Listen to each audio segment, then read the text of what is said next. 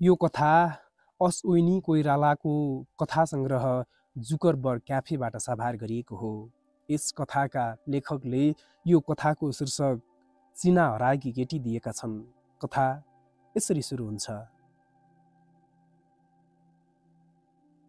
हजुरबुवा र नातिका बीचमा एउटी केटी देखा परी, जसको चिना हराएको थियो। चिना हराउनुका पछाडि 3 जना पात्र थिए, हजुरबुवा, नाति र कान्छी। हजुरबुवा हुन् भवानी प्रसाद दाहाल। घरका जेठा भएकाले र कर्मकाण्डी बाहुन भएकाले उनी जेठा पुरेतका नामले बढी चिनिन्थे। पुरेत त नाम मात्र हो, वास्तवमा उनी मानिसका लागि भविष्यवेत्ता थिए। उनको भविष्यवाणीप्रति कसैको शङ्का थिएन। उनको हातबाट चिना बनाउन 10 गाउँका मानिस आउँथे। बन्द व्यापार, बिहे व्रतबन्ध मात्र होइन, यात्रामा निस्किने बेला पनि चिना लिएर उनको घर पुग्ने चलन थियो। नेपालीको भाग्यवादलाई उनले भविष्यवादमा रूपान्तरण गरिदिएका थिए। जेठा पुरेतको गाउँमा बच्चाको त के कुरा, भोलि भैँसीले कति दुध दिन्छ भनेर थाहा पाउन पाडीको पनि चिना बनाउनु पर्छ भन्ने आह्वान चलेको थियो। चिना पनि कति राम्रो छापा गरेको। उहिल्यै बनारसतिर जाँदा उनले छापा गरेका चिना पहाड ल्याएका थिए। खाली स्थानमा जन्ममिति, स्थान र ग्रह गोचर भरिन्थे। बाँसका चोयाले चिटिक्क परेका अक्षर र छापा गरेका अक्षर बीच खासै फरक हुँदैन थियो। त्यही गाउँका चल्ता पूर्जा व्यक्ति थिए साइला पौडेल। पहाडमा लाहुरेको कुरा बिर्सिने हो भने पहिलो पटक रेडियो किनेर ल्याउने, बेलुकाको 7 बजेको समाचार सुन्ने चलनको सुरुवात त्यही घरबाट भएको थियो। पञ्चायत लगायतका महजोडीका क्यासेट चक्का प्लेयरमा हालेर सुन्ने सुनाउने घर पनि त्यही थियो। गाउँलेहरूलाई पनि सरसहयोगदेखि न्यायको हिसाब किताब साइला पौडेल नै गर्थे। यस्तो घरको भविष्य भने जेठा पुरेतको हातमा थियो। बाहिरको फैसला पौडेलले आफ्ना हिसाबले गरे पनि आफ्नो परिवारको फैसला भने जेठा पुरेतले हेरेको चिनाबाटै हुन्थ्यो। त्यो बेला पहाडका धनी मानी मधेस झर्ने चलन थियो। अलिकति पैसा हुनेले मधेसमा राम्रो जग्गा किन्ने सके उतै बसाइ सर्नु राम्रो मानिन्थ्यो। पहाडको पैदल यात्राबाट मुक्ति पाउन साइला पौडेलले पनि बसाइ सर्ने मनस्थिति बनाए। तैपनि चिना नदेखाई निर्णय नलिने उनको बानी भएकोले जेठा पुरेतसँग सल्लाह भयो। दुवै बुढाबुढीको चिना हेरियो। चिना हेर्दै जेठा पुरेतले भने, केटाकेटीको पढाइ र विवाहवारी यहाँभन्दा मधेसतिरै राम्रो हुन्छ भन्ने देखियो। पहाड छाड्नु नै उपयुक्त हो। जेठा पुरेतको सल्लाहकै कारण पौडेल विवाह हुन बाँकी 4 सन्तान लिएर बसाइ सरे। मधेस झरे पनि साइला पौडेलको चिना मोह कम भएन। यसो पूजाआजा वा केही गर्नु पर्यो भने जेठा पुरेतको याद आउँथ्यो। त्यही गाउँमा जेठा पुरेतकी छोरीको विवाह भएको थियो। जेठा पुरेतकी छोरीसँग कुरा गरेर पौडेल उनको न्यास्रो मेट्थे। नानी, पहाडमा पो तिम्रो बुवा थिए र हाम्रो दैनिकी राम्रो चलेको थियो। अहिले त के भो, अरूले दिएको सल्लाहमा चित्तै बुझ्दैन। छोरीले पनि होमा हो मिलाउँथिन्। पहाडबाट झर्दा पौडेलको घर बनिसकेको थिएन। उनी परिवार सहित बस्नेतको घरमा डेरा गरी बस्थे। पहाडबाट ल्याएका सबै सामान एक ठाउँमा डङ्गुर लागेको थियो। घर सर्ने बेलामा थाहा भयो, बसाइ सर्दा थुपारेर राखेका धेरै कुरा मुसाले खाएछन्। त्यसमध्ये जेठा पुरेतले बनाएको चिना पनि परेछ। यसले पौडेललाई पर्नो चिन्ता पर्यो।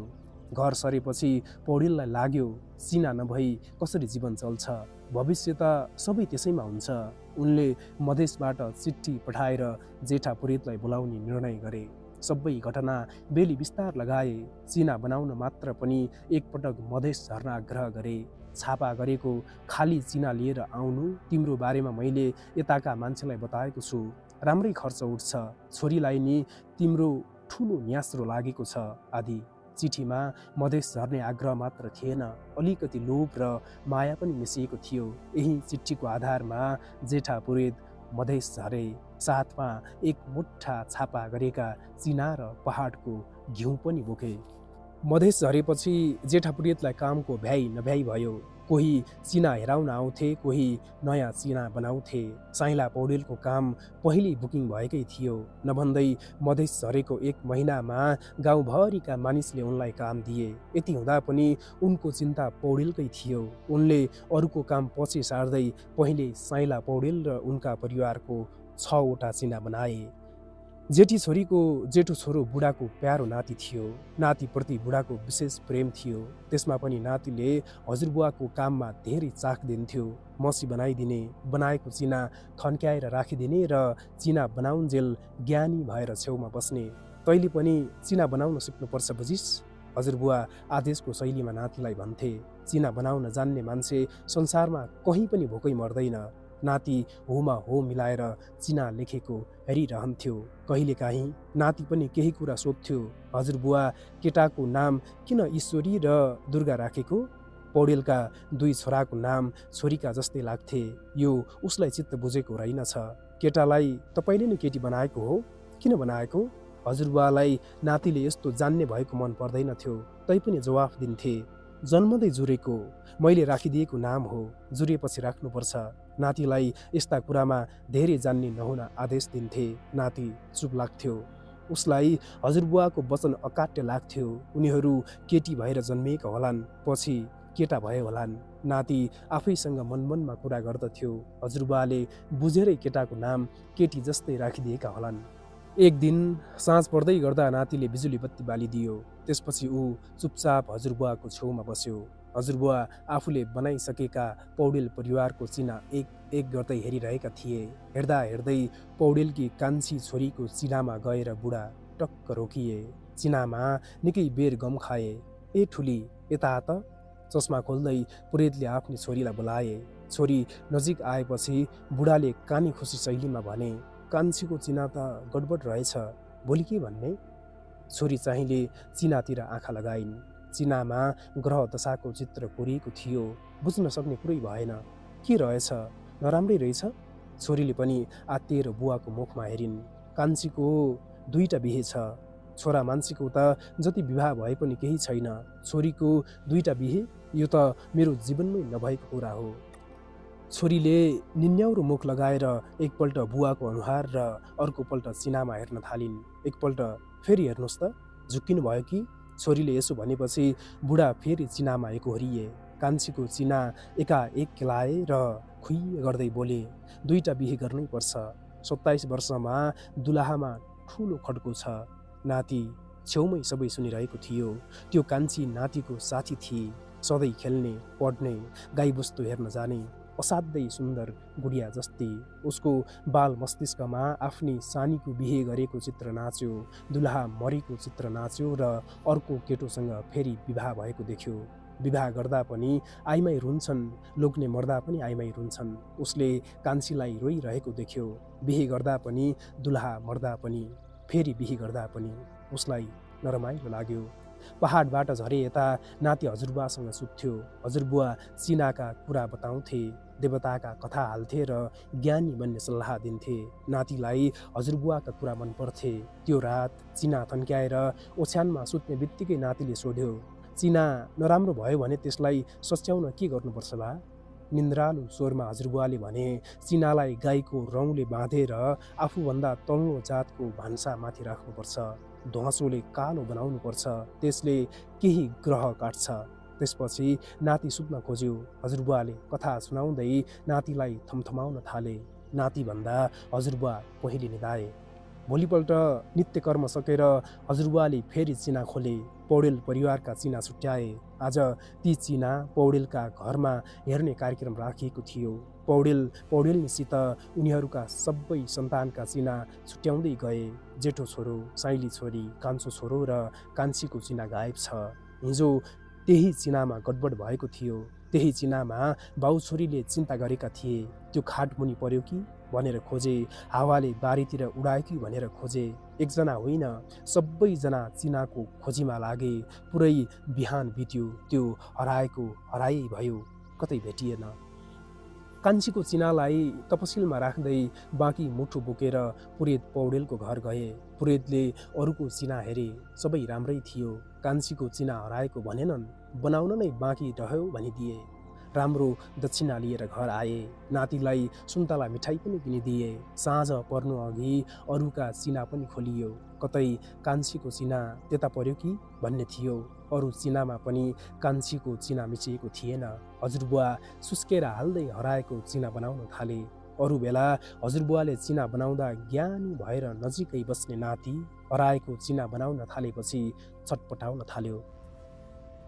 नाति हिजोसम्म नातिका लागि हजुरबुवाले हेर्ने चिना उसले खेल्ने आसपासभन्दा बढी थिएन। उसलाई छापा गरेका अक्षर, चिनाका ग्रह गोचरका चित्र, बाँसप्रति सामान्य जिज्ञासा हुन्थ्यो। उसलाई हजुरबुवा निकै जान्ने मान्छे हुन्, उनले मानिसको भविष्य बनाउन सक्छन् भन्ने विश्वास थियो। कहिलेकाहीँ हजुरबुवा भन्थे, मैले भगवानलाई पनि भेटेको छु। नातिलाई सहजै विश्वास लाग्थ्यो। जसै कान्छीको चिनामा गडबड छ भन्ने सुन्यो, उसलाई ती चिना मात्र होइनन्, राक्षसका जिब्रा जस्ता लाग्न थाले। हजुरबुवाले त्यो चिना सुधार्न सक्छु, कान्छीले दुईटा बिहे गर्नु पर्दैन भन्न सकेनन्, बरु चिन्ता मात्र गरिरहेको देख्यो। हिजोसम्म सहज भावमा रहने नाति असहज हुन थाल्यो।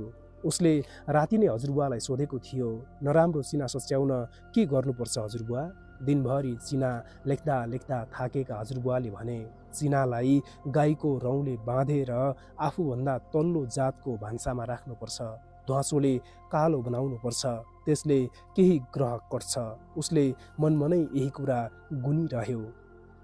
केही क्षणपछि हजुरबुवा निदाए। उचाल मारेर ओछ्यानबाट उठ्यो, बरन्डामा आयो। चिनाका मुठ्ठा सेतो कपडाले बाँधेर कौसीमा झुन्ड्याइएका थिए।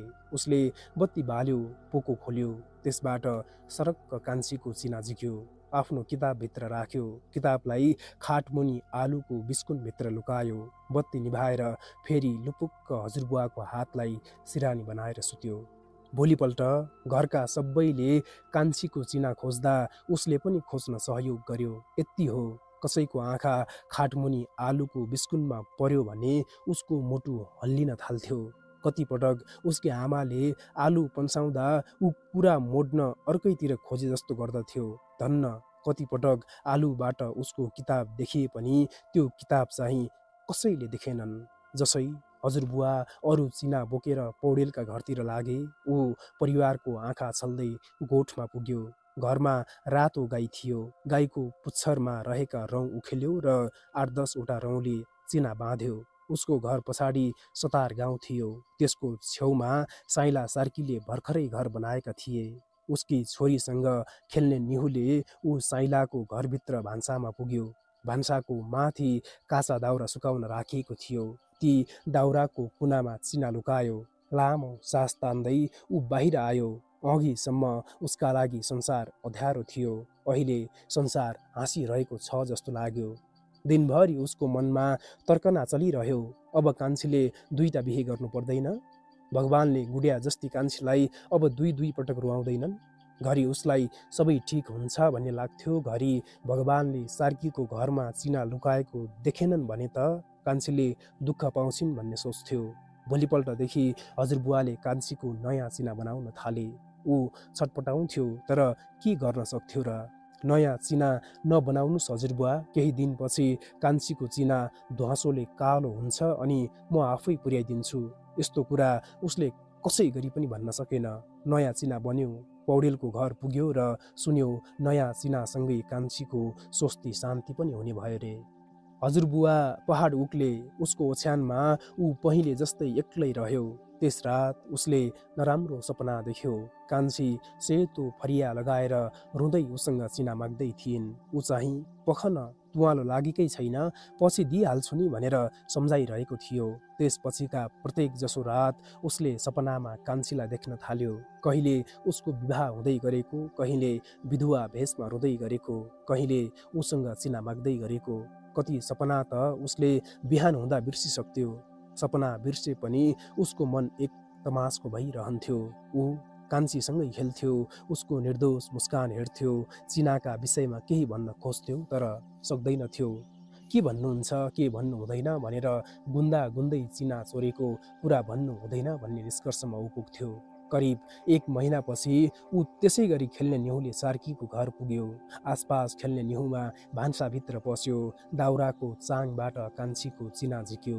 हेऱ्यो, थोरै भए पनि ध्वाँसो लागेछ। त्यसलाई हाफ प्यान्टभित्र घुसायो र कुद्दै घर आयो। काम नलाग्ने किताबभित्र चिना घुसार्यो। किताबलाई उसको निजी बाकसमा सुरक्षित राख्यो। यति गर्दा पनि उसले देख्ने नराम्रो सपनामा कुनै कमी आएन। अलि ठुलो हुँदै गएपछि ऊ सोच्थ्यो, चिनामा लेखिएका सबै कुरा पुग्छन् र? एउटा मनले विश्वास नगर्न आग्रह गर्दथ्यो।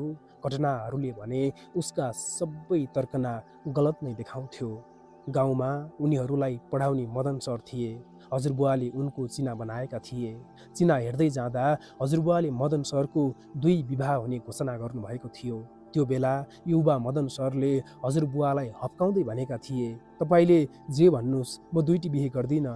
पुरानो जमाना हो र 2-4वटी राख्नलाई। केही वर्षपछि मदन सरले साह्रै सुन्दर युवती बिहे गरे। 3 महिना पनि बित्न नपाउँदै उनीहरूको छोडपत्र भयो। त्यो घटनाले नातिलाई भित्रैबाट छोयो। दोस्रो पटक मदन सरको बिहेमा ऊ पनि जन्ती गएको थियो। सबै साथीहरू मदन सरको बिहे भोजमा रमाई नाचिरहेका थिए। ऊ चाहिँ कान्छीको घटना सत्य हुने भो भनेर रोइरहेको थियो। वर्ष बित्दै गए। कान्छीका बारेमा देख्ने नराम्रा सपना पातला हुँदै गए। तैपनि 1-2 वर्षमा यस्ता सपना भने देख्थ्यो नै।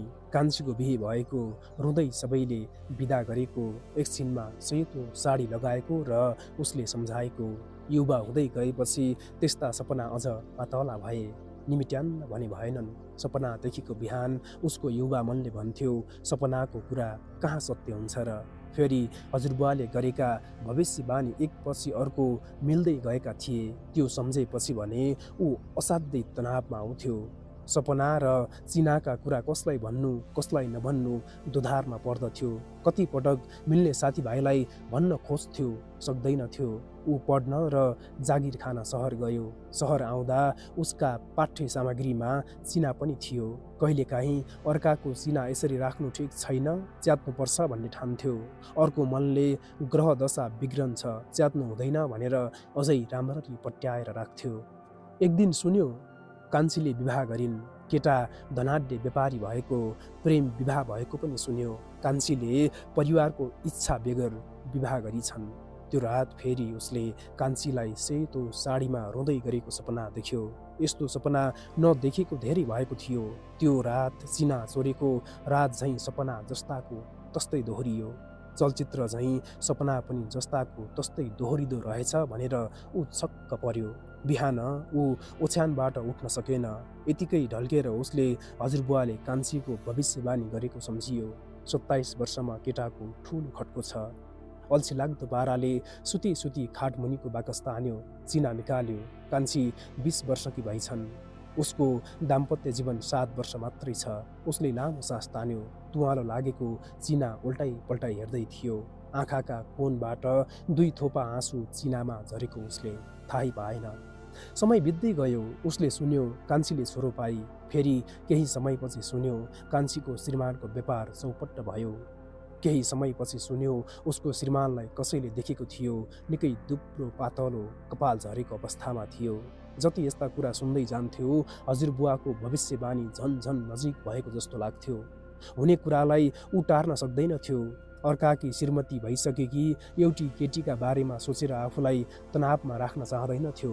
मन बुझाउन खोज्थ्यो, तैपनि कसैले न कसैले कान्छीको खबर ल्याइरहेकै हुन्थे।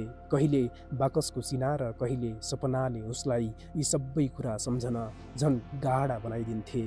कान्छी 27 वर्षकी भई उसको मन चिसो हुन थाल्यो। कुनै पनि बेला नराम्रो खबर सुन्नुपर्ने भएले उसको आँत काम्न थाल्यो।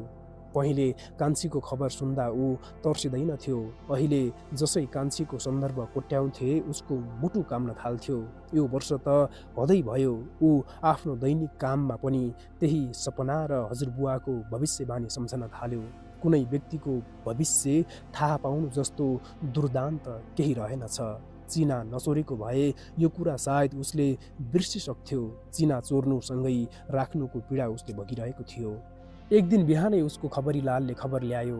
कान्छीले छोरो पाई फेरि खबर आयो उसको श्रीमानको व्यापार छोरीको आगमनसँगै बढ्न थाल्यो। ठिक त्यही वर्ष कान्छी 28 वर्षकी भई।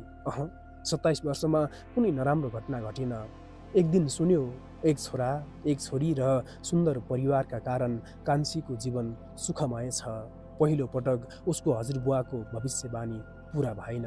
कहिले सोध्छ कतै चिनालाई गाईको रौँले बाँधेर सार्कीको भान्सामा तुवालो लागुन्जेल राखेकोले ग्रह कटेको त होइन। कहिले सोध्छ हामी जस्तो आधुनिक मानिसले पनि यस्ता कुरा पत्याउँछन्। हजुरबुवाको भविष्यवाणी नै गलत छ। एक दिन काठमाडौँको जाडोको समय ऊ बस्ने डेरा अगाडि कसैले फोहोर डढाइरहेका थिए। उसलाई अर्काको चिना राख्नु उपयुक्त लागेन। अब यसरी राख्नुको प्रयोजन पनि थिएन। उसले चिना निकाल्यो र त्यही फोहोर डढिरहेको स्थानमा फ्याँक्यो। निकै बेरसम्म डढिरहेको चिनालाई हेरिरह्यो। कान्छी। अर्को कुनै दिन नातिले देख्यो उसकी कान्छी जुकरबर्ग क्याफेमा रमाइरहेकी छे। उसको टाइम लाइनमा देख्यो ऊ अब पहिले जस्ती गुडिया छैन, परिपक्व महिला भएकी छ। 2 सन्तानकी आमा, पूर्ण रूपमा फक्रेको फुल जस्तै। उसले कान्छीसँग भन्यो तिम्रो चिना मैले चोरेको थिएँ। कान्छीले मुस्कुराउँदै भनी कसरी चोर्यौ? मेरो चिना त मसँगै छ। सानैदेखि जिस्किरहने तिम्रो बानी अहिलेसम्म गएको रहेनछ। उसले यत्रो वर्ष भोगेको पीडा यति हलुका प्रतिक्रियामा सकिएला भन्ने ठानेको थिएन। उसले दोहोर्याउँदै भन्यो जुन चिना तिमीसँग छ त्यो हजुरबुवाले दोस्रो पटक बनाउनु भएको हो। त्यसमा तिम्रो जन्ममिति गलत छ। मैले हजुरबुवाको बाँसको चोयाले गलत मिति लेखिदिएको छु। सही चिना त मसँग थियो तर त्यो पनि गलत नै रहेछ। ऊ छक्क परी। नातिले भन्यो तिम्रो 2टा विवाह हुनुपर्ने थियो, भएन। खुसी लाग्यो। मेरो 2 पटक बिहे भयो नि, थाहा छैन? उसले हाँस्दै भने एकपल्ट भागेर विवाह गरे, दोस्रो पल्ट परिवारले दोहोर्याएर हाम्रो विवाह गरिदिए। फेरि ऊ छक्क पर्यो। जुन पीडा उसले जीवनभरि बोक्यो त्यो त त्यतिखेरै समाधान भइसकेको रहेछ। मलाई तिमीसँग भएको चिना देऊ, तिमीसँग भएको चिना ठिक रहेछ। उसले केही जवाफ दिन सकेन। जवाफ देउस् पनि कसरी? फोहोरमा डढिसकेको चिना उसको आँखामा नाचिरहेको थियो।